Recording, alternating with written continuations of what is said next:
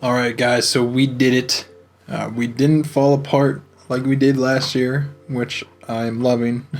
Your Tampa Bay Rays have made it into the 2023 MLB postseason, and we're going to be taking on the Cleveland Guardians in the first round. We'll kind of preview this in just a little bit, but I figured take you over to standings. So we ended up second in the division at a record of 98 and 64. I mean, the Blue Jays just took off with it. It was obviously a very long shot that we were able to catch up with them, winning 110 games. And you can just see all the green right there. They are a very good team this year. But look at the Orioles, too, squeaking into the playoffs, getting the last wild card spot at 87 and 75. So happy for them. But we're going to be taking on the Guardians. Let's take a quick look at the expanded standings. We had a run differential of 222, which is actually even more than the 110-win Toronto Blue Jays, who have a plus 10 in their Pythagorean actually has them winning 10 less games, which is kind of insane to me. I mean, I'm not saying that they're a bad team because that still puts them at a 100-win team, but it is kind of nuts. Even the Orioles are seen to have been somewhat lucky here. And we have been seen to actually be a little bit unlucky. If you see, we're 5-11 with extra inning games, 21-23 with one-run games. If you look at the Blue Jays, it's almost completely flipped that. They're 14-5 in extra inning games, 22-12 in one-run games. So our Pythagorean actually has us winning 104 games, which would be the most in the AL here. If we're going off of that. So, again, not saying the Blue Jays are bad. They're definitely going to be a tough opponent. But, hey, we didn't look too bad ourselves. So, just got a little bit unlucky in the close games. So, anyway, so we'll take a look at our team, just kind of see give you guys an update on how the team performed, how we did to end the year. Real quick, we'll go with the info here. So, we ended up first in the league earned run average, first in starters ERA, second in bullpen ERA, first in runs allowed, first in pitching WAR. We played really well in the pitching department, and even our defensive efficiency, not bad. Fourth with zone rating, fifth in defensive efficiency. Our offense, a lot better than it was last year. It's still not perfect by no means, but we ended up fifth in the league, or in the AL. In batting average, third in batter WAR, which is nice. Second in on-base percentage, which that's very Moneyball of us. 15th though in base running, so we could get a little bit more speed on the team. 10th in stolen bases, but and we're middle of the road in home runs, so that's something that definitely want to look for, is getting a little bit more of a bopper somewhere in here. But we also struggle a lot with injuries, so which you'll see in a little bit. So, and we played pretty well. We ended the season in September with a 653 winning percentage, going 17-9. So, we never had a huge slump as far as in a year. I mean, we went 21-8 in April, so that put us in a great start. And then our, July was our worst year, and we went 541 there. Or I keep saying year, worst month, and we won 541 there. So.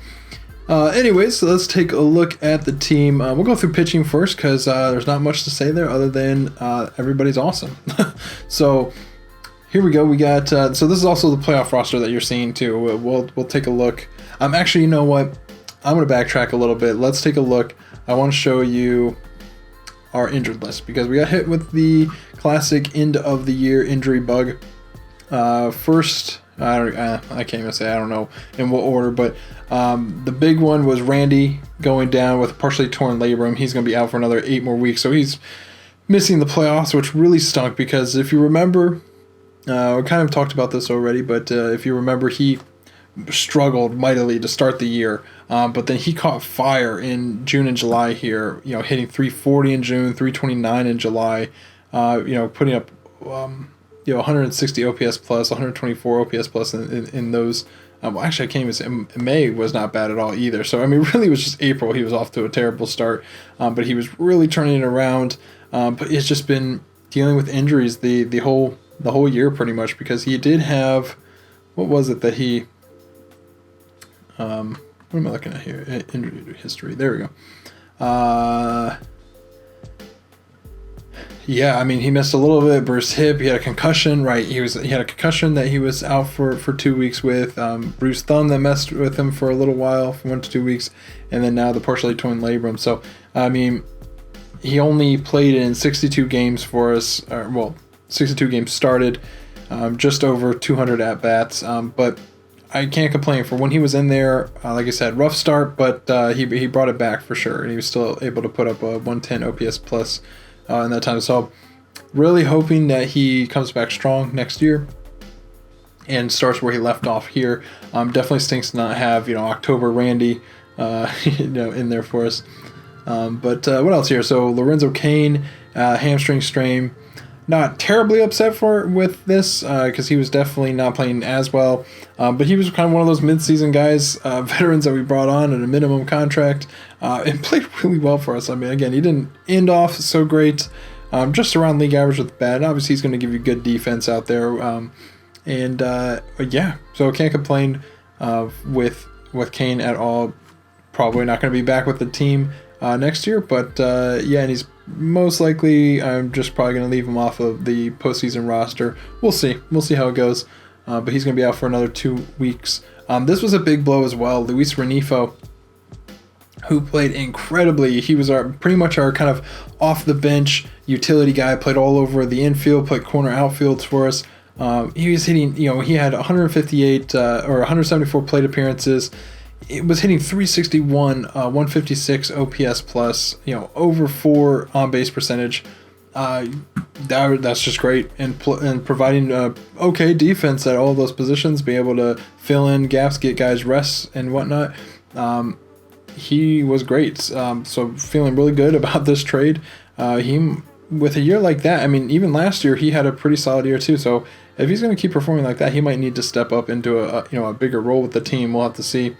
He is going to arbitration, so he's going to be a little bit expensive after a year like that. But we'll get to that when we get there. But he's out for 4 weeks right now with a fractured finger, so that was a pretty big blow. Loved having him coming off the bench. And looks like he's going to miss pretty much all of the playoffs, maybe come in towards the end, but most likely not. There is Yarbrough. He's out for 7 months, rotator cuff. I think we already talked about this. He, after having an amazing year last year, it was just not good in the short period he was up with us, and now he's out for the season. So he is most likely, I hate to say it, but most likely not coming back as a Ray. And P. Fairbanks, we already went over him. He's most likely not coming back as well. And then Patino was very sad, but we missed him for pretty much the whole year. So anyways, there's these kind of 3 offensive players that kind of hit us here at the end of the year, which was not fun. But anyway, so let's go now to the team that we are rolling out there for the playoffs. Chris Rodriguez, brought him in after the little debacle of whether or not I could put him in AAA or not. Ended up having to keep him on the team, but he pitched amazing. 43 pitches, mostly coming out of the bullpen. Actually, all coming out of the bullpen. You can see by the big 0 here. But for us, he pitched 43 innings and shut it down. Sub 1 WHIP, 178 ERA plus. So he's definitely staying on the playoff roster to be kind of a bulk guy, help out from the bullpen. Jeffrey Springs, great year. Is not really the converted starter that he is in real life, just because they're not reflecting the stamina, but he is amazing out of the bullpen. He hit over 2 WAR coming out of the bullpen, so that's pretty good. He might even be in contention for reliever of the year possibly. So he's coming to arbitration. We're gonna definitely keep. I think he has 1 more year of arbitration, so we're keeping him around. Let's go. We'll just go by WAR for now. So Glasnow, Boz, McClanahan, 3-headed monster. These guys are highlighting our rotation here in the postseason. They all were amazing, all over 4 WAR starting pitching, so I don't think that is bad whatsoever. And then even Drew Rasmussen, who's going to be our 4th starter. Think about that. He's our 4th starter for the playoffs, and he had 3.3 WAR. So he was a quote-unquote back end of the rotation type guy, but put up 3 WAR. So I'm feeling pretty good. That's why our pitching was so good. But there is going to be some shuffling with Glasnow's contract coming up. we'll have to see. But yeah, just a quick run through everybody. Brooks Raley had a great year. He's going to be a question mark just because he does have a team option for $6.5 million, which I don't feel super comfortable of paying for a reliever, even though he had an amazing year. He's at 35 years old. He's a lefty arm. We'll have to see. I might be one of those things. Maybe I'll I'll take on the option and maybe try to deal him after that, see if we can get some value, because we have, this is the Rays. We have plenty of arms that can come out of the system and help out. Brendan McKay had a great year. He kind of ended up slotting in as our fifth starter after Yarbrough went down, Patino went down, and then Yanni Chirinos was just not performing well, and he had an amazing year. He did end up starting 17 games for us, pitched 140 innings, and put up 1.8 WAR, 127 ERA plus. Very good, but for the playoffs, he's going to be coming out of the bullpen. So, but yeah, everybody else: Jason Adam, Fireisen, Anderson, Kittredge, Chargois, kind of made out the rest of the bullpen, and like I said, everybody's over league average for ERA plus and an under league average for FIP minus, which, real quick, if you don't know, so ERA plus, you can tell by the plus that 100 is league average for both of these statistics, but the plus means that pretty much the higher you are over 100 is the bigger percentile of better than league average you are. But if it says a minus, like FIP minus is actually showing you you have to be under the 100 it's just better. It's kind of like a golf score, I guess you could say. So like Kittredge is 92% FIP minus, means that he is 8% under league average, which in turn means 8% better than the average MLB pitcher. So there you go. Quick little tip there. But yeah, so very confident in our pitching going into the playoffs. It is just kind of the offense here that we're going to take a look at and see. We'll start by WAR. So here's our big three on the offensive side. Juan Soto came in and did what we wanted him to do. Leading the league in walks, leading the league in on-base percentage, put up 5.9 WAR, 33 home runs, hit for 274. So not like, I'm not even going to say anything negative.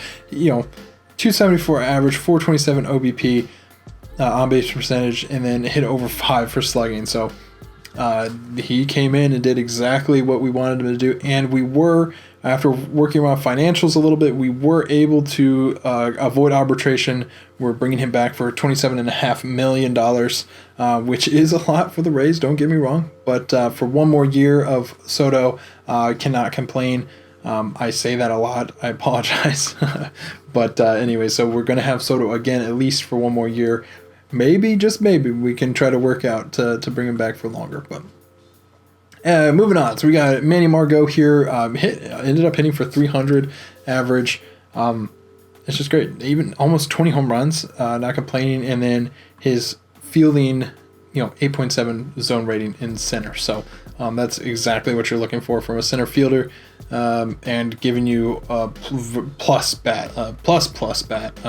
So he's honestly, he's a superstar in my opinion. Then we got Wander, who improved from last year, which is great to see. I think that's what you want to see from a 2020-year-old, or what the heck, a 2020-year-old budding superstar, just getting continuously better. He led the league in hits, 193, led the league in doubles, 50 doubles, even hit for 20 home runs. So he's starting to get a little bit of that pop. He's growing. He had 3.7 WAR last year, and he brought it up 1.1 WAR this year. So he's just going to keep getting better and better. And so this is, we have a three-headed monster on the pitching side, and then we have a three-headed monster here on the offensive side. Keeping on, Brandon Lau had a great year. Really bounced back from being just kind of average the year prior, hitting 37 bombs for us, 3.3 WAR. It's just great. We'll just keep going quick so we can get to some of the action. Grandal, I don't even know if I really checked. He was okay since we brought him on to the Rays to finish up the season with us. Zunino, well, I guess we could take a quick look and just see how he did for the Guardians. And of course, he comes onto the Guardians and plays really well, better than Grandal. So Anyways, I'm still okay with the trade. I mean, we're still getting a little bit better defense from Yasmani, and we'll figure all out the defense after this. Or sorry, not the defense. We'll figure out the catcher position after this season. Isaac Paredes here, was solid. He was, like I said, playing better than Yandy. He ended up starting 85 games for us, put up 1.2 WAR, hitting for 255. I'd like to see a little bit of more home run, a little bit more pop from him, but we'll just take a quick look. Let's see how Yandy did with the Angels. Pretty much about the same. Actually, even a little bit worse than what he was with us. So we'll take a look at it. Sorry, getting a little sidetracked. I like to see how they do. I'm still rooting for these guys, don't get me wrong. We'll see how Vidal Brujan went since we sent him over to the Angels. And he was just about the same as he was with us. So hoping these guys they turn it around. I doubt there's a good chance that the Angels won't even bring Yandy back, honestly. We might see him in free agency. So anyways, get back to our team. The focus here. Brandon Marsh was definitely a huge plus. He had to take a much bigger role with Randy going down. And he ended up batting 287 for us since he'd been in 184 plate appearances. Pretty solid. A little bit under league average, but he's providing great defense, mostly at the corners for us.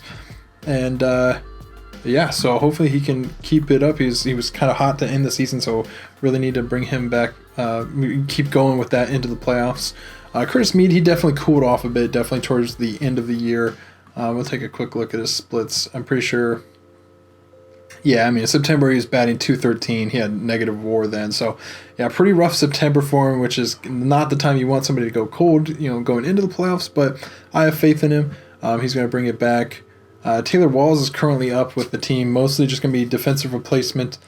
He had a really good couple game stretch when we brought him up after the trades and the trade deadline, but then he kind of went downhill from there. So with injuries to like Renifa, that's what's bringing Walls into the team.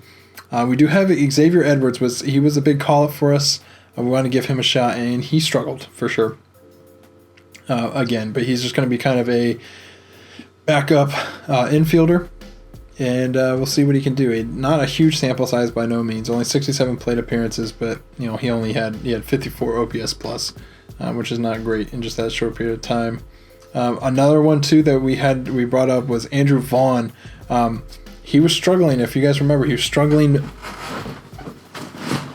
He was struggling mightily in AAA, but he did heat up towards the end of the season, and then brought him onto the major league team for 5 games.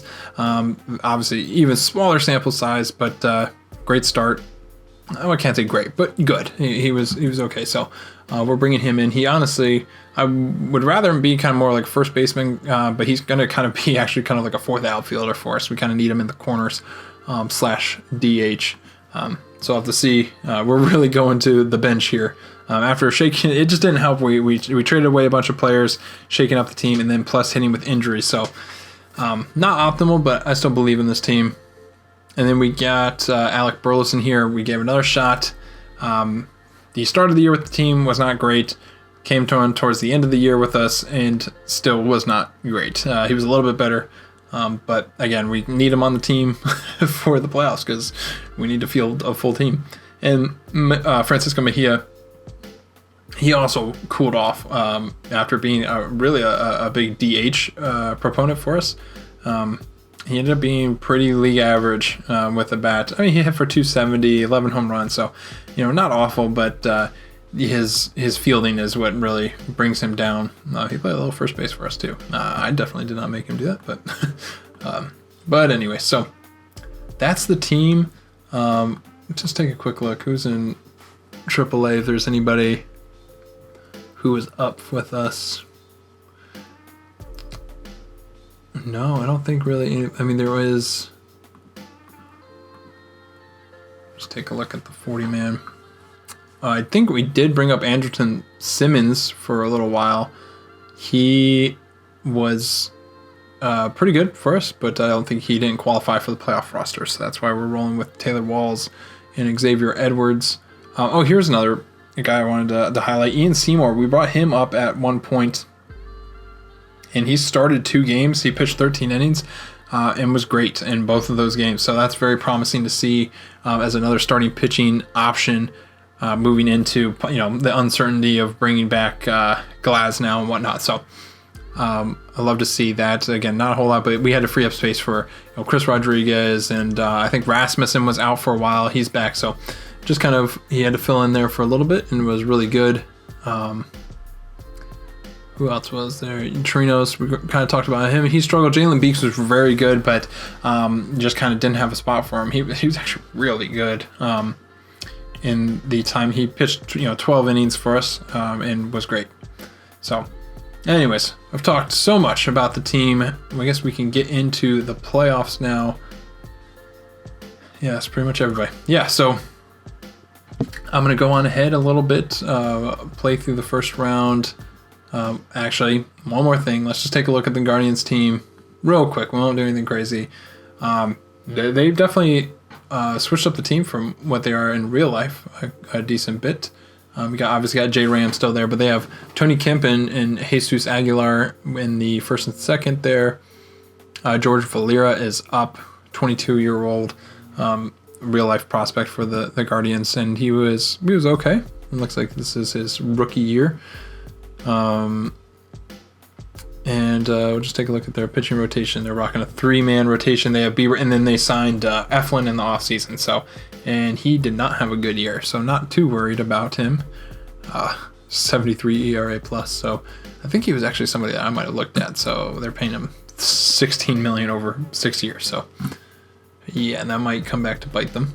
And they also have Cody Morris here, who I don't know anything about. 26-year-old starting pitcher, and he was pretty solid. Nothing too crazy. He was okay. So not too worried about the pitching. It's really the offense that worries me. Miles Straw, Steven Kwan, Jimenez, and then J. Ram. So I got McCutcheon on the team too. Cool. All right, so let's do this. There's no way but forward here. Let's get through the Guardians and move on. I think this is our year. We gotta go to Shane to start us off. Cool. All right, guys. See you in just a little bit.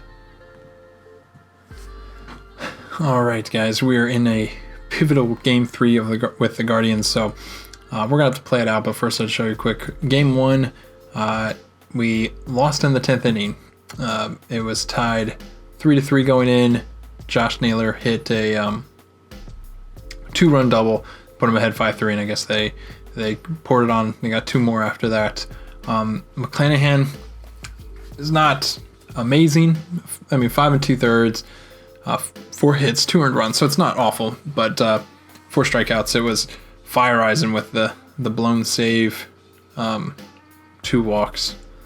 But actually, Nick Anderson really, he came in 21.6 ERA. Nice. 4 hits, 4 earned runs. Yeah, not great. I will say, though, Margot, 4 for 4 on the day. So that's awesome. But yeah, so that was a heartbreaker to lose. That's kind of the theme, where we don't win those close games, I guess. We've been unlucky there. Moving into October, though, we did win 3-2 in game 2. Shane Boss had an amazing game, pitched 7 innings, 3 hits, no earned runs, 8 strikeouts. It was Jeffrey Springs that came in and did allow 2 earned runs to get them into the game, and we trusted Nick Anderson again, and he did get the save. So and Zach, we roughed up Zach Eflin a little bit there. But yeah, look at this. Pretty great postseason so far for Wander, Soto, Margot. That's our main core that we're looking for. Mejia is really pouring it on. Hitting 571, and even Yasmani hitting 333. So pretty good. Tony Kemp is over there being a killer for us right now. Or not for us, against us. But anyways, we're gonna go in and we're gonna hop in game 3 against the Guardians. let's do this. I'm going to pause for a second and get some water. Also, didn't dawn on me until just now, but Zunino. What if he just poetically, hits a walk-off or something against us? That's just, how it would go. But anyways, so it's Bieber versus Glasnow. Just a battle of the aces. And let's do this. Let's get into it. All right. First inning, we'll play through, see how it goes, and then maybe down. I won't have you guys here for the whole thing. I'll bring you back for all the important stuff that happens. But Miles Straw leading off. We're in the Trop. Glasnow just going to deliver. It is a 1-strike count. And a grounder, really weird, back to Glasnow. Throws him out. Good start. The lefty, Stephen Kwan's up. And he pops up to center field. Margot's got it. Nice. Only a 3-pitch inning so far for Glasnow, so let's keep it up. Jimenez. He rips it down the line. Looks like it's going to be a double. Yep. All right, so not a perfect inning here for Glasnow, but that's all right. Still 2 outs, but we do have to deal with J Ram here. We're shifted slightly to the right, and that's over to the shortstop. Wander throws him out at first. Nice. All right, we're on to the bottom of the first. Wander's up, leading off for us. It's a 1-2 punch right now. We got Wander and Soto. And Wander strikes out uncharacteristically. Now Soto's up.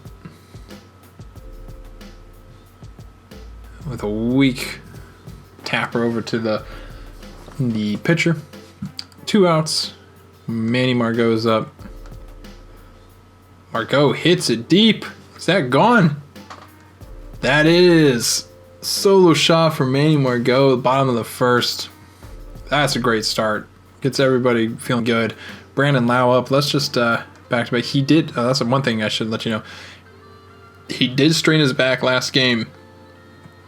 It looks like it's minimal stuff. It will influence his motor. I decided to keep him in for this game because we really don't have a lot of anybody else to turn to right now. So he is battling through an injury for us.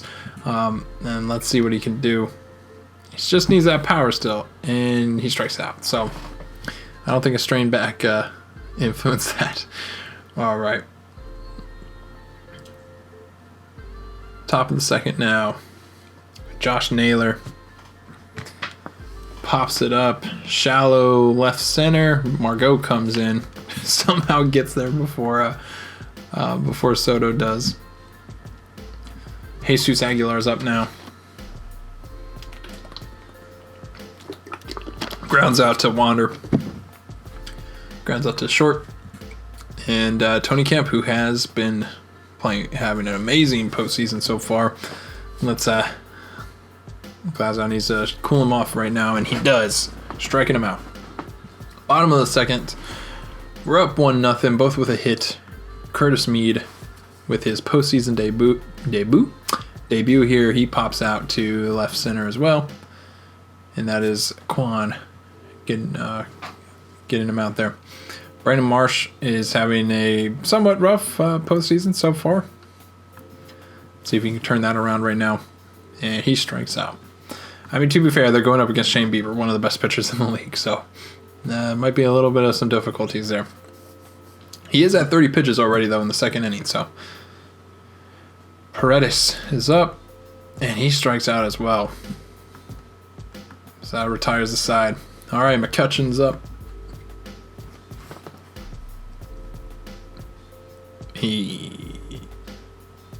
What does even happen there? He tried to bunt. Okay, he tried to bunt and he missed. So strike one, or strike two, I guess. And then he walks him. Okay, that was strange. So Glasnow walks McCutcheon. So the leadoff man's aboard. Here's former Ray Mike Zunino, and of all times, this is probably where he's gonna hit a 2-run bomb. Oh, never mind. Glasnow just picked off Kemp at first. Okay, we'll take it. Now, Zunino strikes him out. All right. This is the only time I'm not rooting for you, Mike. Sorry, man. Miles Straw's up. And that's gonna drop. Hits it into right center for a single. Still 2 outs though. It's all right. Let's just get Kwan out here. And he, rips it the other way down the left field line. Soto has to go out of the stadium, and all right, Wander gets the cutoff and inexplicably starts running to the outfield. All right, well, Steven Kwan scores Straw on a 2-out double there. Jimenez is up. There we go. All right. So it's a tie game at 1 now. That's all right. We got the offense. Let's keep it up here.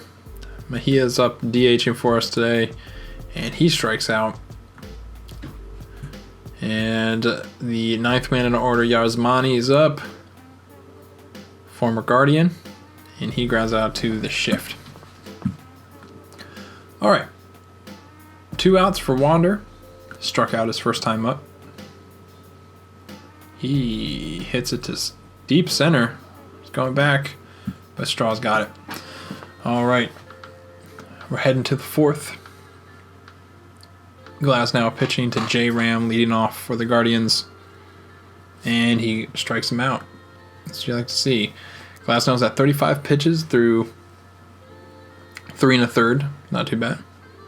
Josh Naylor's up now. And he strikes out. Let's just strike out the side right here. To Jesus Aguilar now. He's not going to strike out, but he's going to ground it to Wander. And he's out. So, relatively easy inning there for Tyler Glasnow. And now Bieber has to go up against Juan Soto here to start off the bottom of the 4th. But Soto is going to ground out to 3rd. Not what you want to see. We got to see our stars doing something here.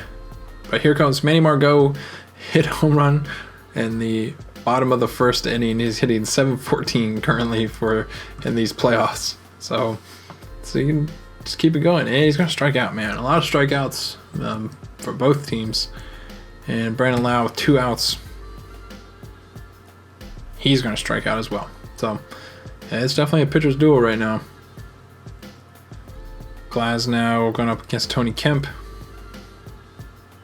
who rips it to right, but Marion Marsh has got it. McCutcheon, who got walked in his first at-bat, he is going to pop it up to shallow left. That's Juan Soto getting him there. And back up to Big Z here. Please, have mercy. No. Okay, that's not enough. That's good. All right, bottom of the 5th, Curtis Mead up.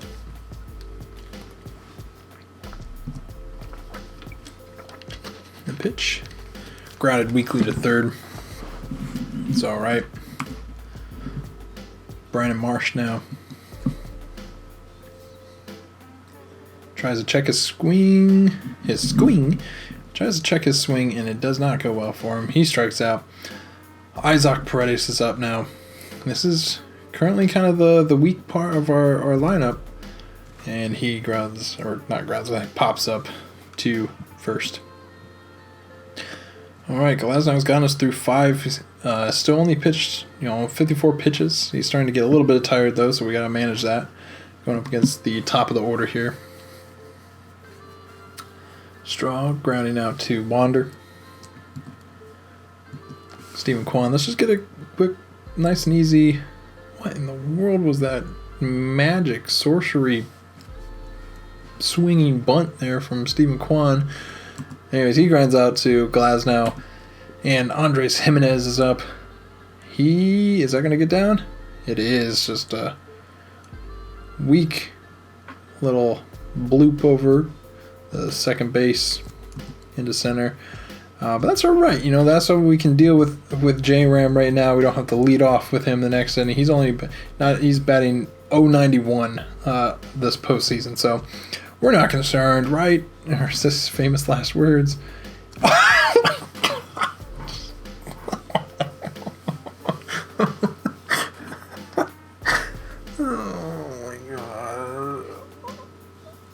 Why do I talk, dude? I thought I was really trying to, you know, not jinx anything, but I proceeded to let J-Ram there.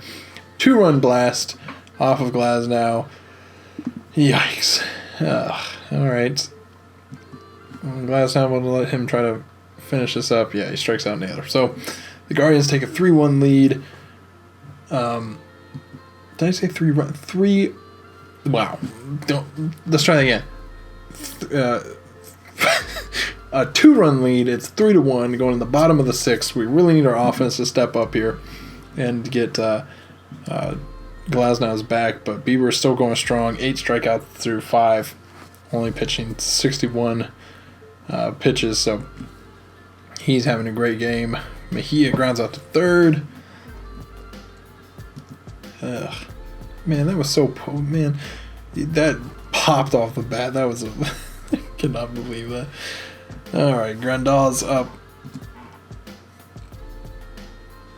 And he's going to hit into the shift yet again.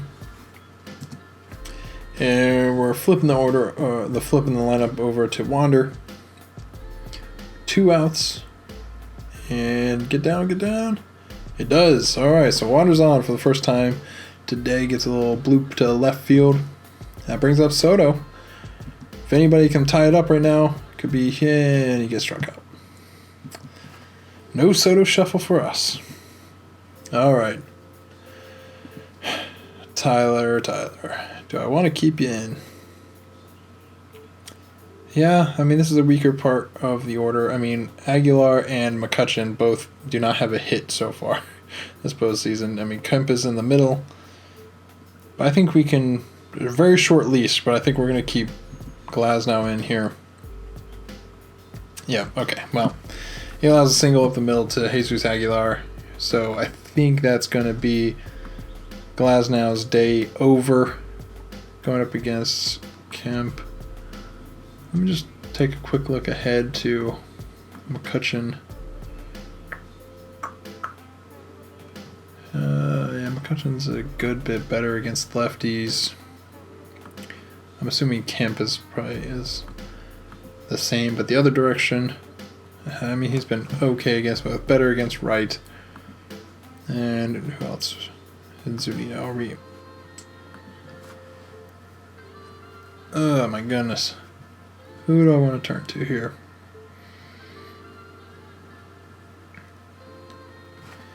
I mean, really everybody's available to us pretty much, except for maybe Nick Anderson. So, has Fire hasn't pitched yet? Yeah. Yeah, I think I'm going to go Jason Adam here. Yeah, I'm going to bring in Jason Adam. Get us at least through this inning. He had a really good year for us. He bunts. Okay. For whatever reason, Kemp, righty on lefty matchup, so favorable matchup, but he goes for the bunt to try to move Aguilar over, and Aguilar is not fast by no means. So Adam throws him out at second. So they just swap places. So now Kemp is on first with 1 out to McCutchen now. McCutchen gets struck out, so that's great. Bringing on Zunino. Let's just get this over with right now. Zunino hits into the shift, and we got him. Awesome. Cool. Looks like it was a really good defensive play from Brandon Lau. Love to see it. Manny Margot leading off for us. Bieber's still up there. He's just really locked in right now. He's shutting us down. So Margot grounds out. Brandon Lau's up now. Lau strikes out. That might be his third. I don't know if Lau struck out every single one of his at bats, but now Curtis Mead, who grounds out to short. Man. All right, going into the 8th, we need to do something here. We only have 2 hits this whole game. All right. Do I want to stick with Jason Adam here? I'm thinking so, because the next 2 hitters are lefties. mean, Quan was really good. Less good against left. Okay, so. And then Jimenez was also very good at right. Okay, so yeah, so I think we're going to let Adam face Straw here. And then we'll probably move to a lefty against the next two guys. All right. Oof, look, I thought he was about to overthrow him there. Okay. So Jason Adam came in, did his job. We're going to go to... I think we're going to go to Brooks Raley here to go up against Quan and Jimenez. Yeah, I like this move. Oh, Quan is able to get it. All right, so Quan's on with a single. Jimenez is up. Oh. Is it hard? I don't think it's hard enough, though. Oh, to the warning track. Margot's got him. Holds him at first, so that does mean that Rayleigh has to go up against J-Ram here. Let's see how... Yeah, I mean, J-Ram's just good, so I'm not sure why I'm really looking at his splits, so... Alright. Why does he need to just all of a sudden do good? Gosh. Okay, first and second, Josh Naylor up, but it's another good matchup, though, against the lefty Naylor. Alright, come on, Brooks. Get us out of this. 2 out, 2 men on. Oh, no. Naylor hits it deep. Oh, my gosh. And Soto catches it up against the wall. Oh, my heart, dude. That was... Ugh. And now they're bringing in Clase, who's just an absolute beast. Going up against Brandon Marsh. Do I want to pinch hit or anything? Let me just look. I don't even know. Who do I have on the bench right now? Ugh. Burleson. I could go... No, I think we're just going to stick with it. Alright, come on, Brandon.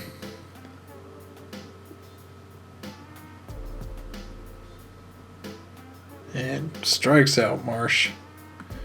Eek. Paredes.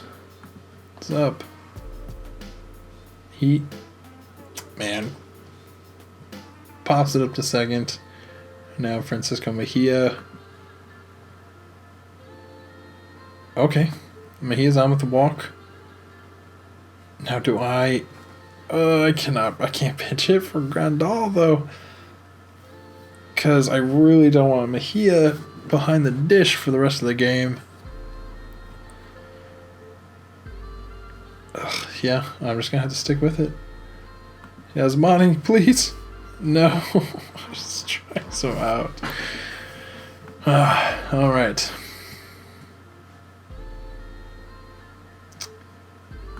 All right, so I think we're going to go to somebody else here. Probably go with how many? Brooks only threw 9, so I think we're going to stick with Rayleigh here. Pitching to Aguilar. All right, he pops up. And Brian Lau comes all the way down. It's 1 out. All right, throwing to Kemp now. Lefty on lefty should be good. Oh my goodness. Margot with a tremendous play. And now it's up to Andrew McCutcheon here to keep their 9th going. We're going to leave Rayleigh in and he gets a strikeout. Okay, so Rayleigh did what he needed to do. And now it is the bottom of the 9th. This is, I mean, okay, I got to sit up in the chair for this. Bottom of the 9th. This is. Can you imagine actually being there? This would be huge. Top of the order, we got Wander, Soto, Margot up. One of the best closers in baseball on the mound, down by 2. This is where we leave our mark right now. Wander, let's get it started here. He's 1 for 3 on the day. Come on, Wander. And he strikes out. No, gosh. Okay. Soto is 0 for 3 on the day. Come on. Okay, Soto hits it right up the middle. He's on for a single. So the tying run is coming up to the plate. That could be Manny. He hit a home run in the first inning. He's hitting .556 this postseason. I just need you to do it again here. And look at that. Clase is so tired. He's thrown 30 pitches. Come on. Let's go. Okay. Margot gets on with a single. We got a man at first and second. So the winning run is now at the plate in the form of Brandon Lau. They bring in Karinchak, who is not a slouch himself. Do I want to do anything here for Brandon Lau? 0 for 3 on the day. He does have the injury. Maybe that wasn't a smart move.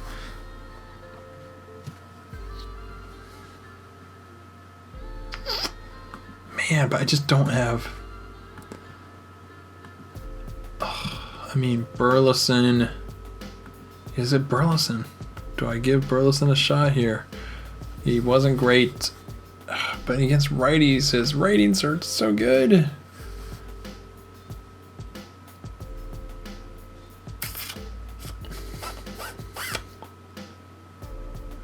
I don't think I trust Xavier Edwards in this spot.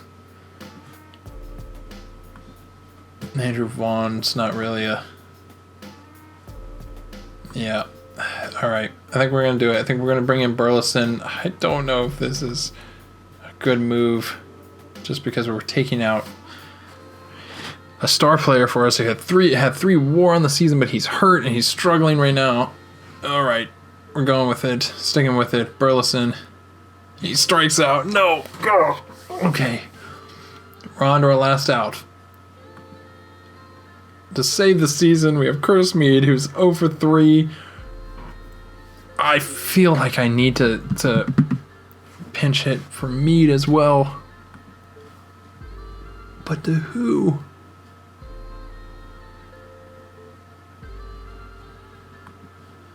Do I want the rookie up in the spot? Oh gosh, this is tough. Yeah, I mean, he was not very good against righties. Okay, so let's just take a look. Xavier Edwards is pretty good actually against righties. All right, that's what we're gonna do. Xavier Edwards, the rookie, he's got 67 plate appearances to his name, putting the biggest spot of his life so far. He's got 2 men on to save the season, 2 outs, going up against Karinchak. Come on, Xavier. He grounds it to first. No.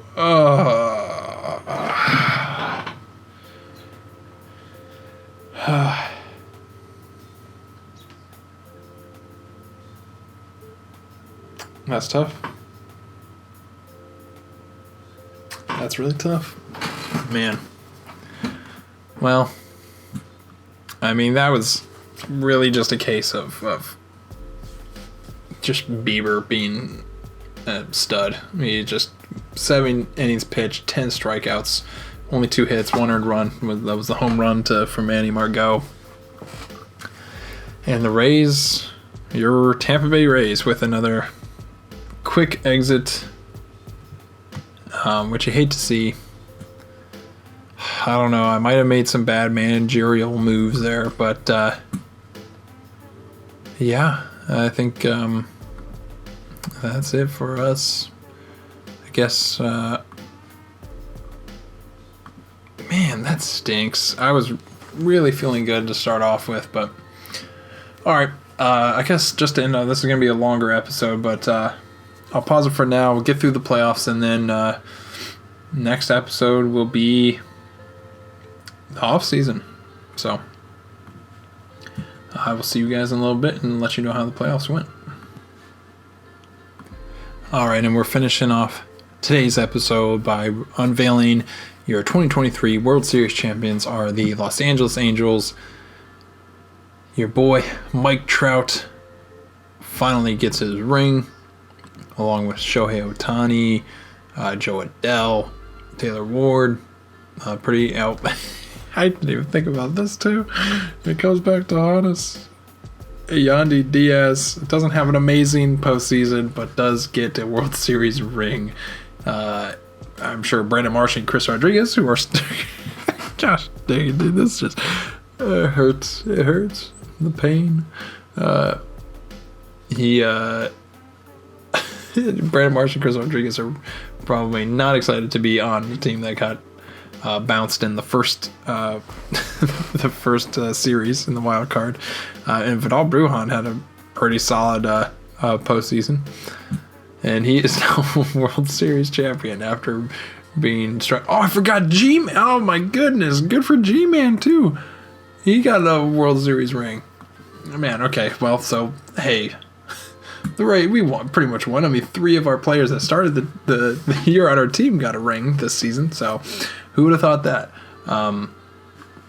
But anyway, so it's a cool World Series though. Went to 7 games against the Cardinals, so wouldn't mind seeing that at some point in real life. That's cool. Obviously, would rather see the Rays in there. So, next episode, probably just gonna go through plans for the off season, and then just play through the off season, get through the rest, and show you guys what all happened. But obviously, a disappointing end of the season. But I think that it's cool though, just because of the fact that taking over a team like the Rays, where they're not necessarily in a rebuild. They are a good team. I think it's cool that we're not just starting off overpowered or anything. It's going to take a little bit more tinkering with the team, but for the most part, our main core is going to be back. The main question mark is really just Tyler Glasnow. I'm probably forgetting somebody, but I just know he is the biggest one whose contract is up, and I think we just have plenty of places that we can improve the team going forward. So thank you guys so much for tuning in for a longer episode. Let me know if there's any moves you'd like me to go for this offseason. Let me know what I could have done better managing that game. I want to hear it all. So you guys have a great day, and I'll see you guys later. See you.